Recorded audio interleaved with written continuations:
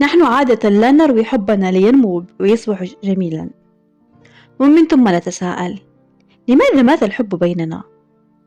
الإجابة هي لأن هذا الحب لم تتم رعايته بشكل صحيح منذ البداية. اسأل نفسك: هل هناك أي ولاء في علاقتكما؟ هل تحترمان بعضكما البعض؟ هل يثق كلاكما بالطرف الآخر؟ هل تقدرون قيمة بعضكما؟ أين هو الشغف؟ كيف برأيك سينمو الحب عندما تتوقفون عن إروائه بتلك الصفات الأساسية؟ إن لم تعطي أي أهمية لهذه الصفات في الحب، فكلاكما سيبدأ بالانجراف بعيدا عن الآخر كل يوم.